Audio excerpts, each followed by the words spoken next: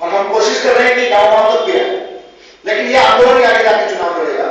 पर जब हम सोच रहे थे कि आंदोलन आगे जाके चुनाव लड़ेगा, तब एक सवाल आया था कि अब जब आप चुनावी राजनीति करोगे तो बहुत सारे लोग अपॉर्चुनिस्ट आएंगे। मैं अपने दो महीने के अनुभव के आधार पर कह देता हूं कि 90% लोग इस भावना से आ रहे हैं कि अब देश बदलेगा और हम इसमें कुछ भूमिका निभाना चाहते हैं।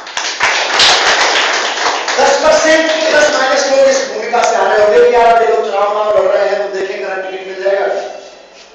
लेकिन जैसे ही उनको ये पता चलता है कि टिकट तो दिल्ली से या भुवनेश्वर से नहीं मिलने वाला है, उनका इंटरेस्ट 1 डिग्री कम हो जाता है।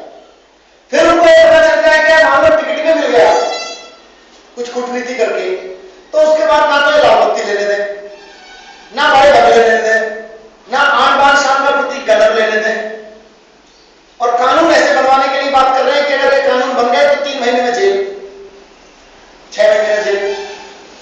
तो उनका इंटरेस्ट 5 डिग्री का बात है। और ये मैंने लाइव देखा है।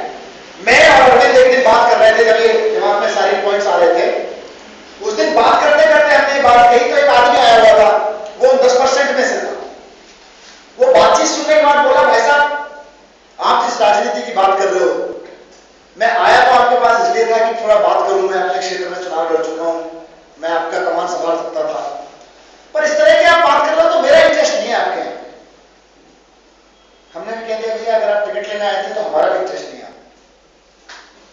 तो ये होगा अभी, क्योंकि हम ट्रेडिशनल राजनीति की बात कर रहे हैं, तो हम सारी सोच हमारी ट्रेडिशनल राजनीति की है। पैसा कहां से आएगा, ट्रेडिशनल राजनीति के तरीके से सोचते हैं।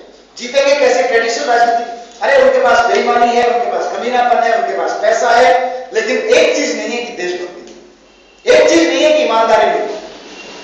उसको हम कितना फ्लोट कर पाएंगे, ये देखो ईमानदार लोग हैं, ये देखो ये चुनाव जो लड़ रहे हैं, इसलिए नहीं लड़ रहे कि इनको पैसा बनाना है, इसलिए लड़ रहे हैं कि ये पैसा बनाने वाले लोगों के लिए कांटा बन सके। जिसके बारे में ये भरोसा होगा लोगों को कि यार ये आदमी अपने लिए नहीं लड़ रहा, वो जीतेगा। ये चुनौती है कि लोगों को ऐसा भरोसा कैसे दिलाया जाए 1 साल में कि इस प्रोसेस के तहत आने वाले लोगों के प्रति लोग भरोसा कर सकें। मुझे मोटे तौर पर यही कहना था। आगे जो सवाल होंगे मैं चाहूंगा कि फिर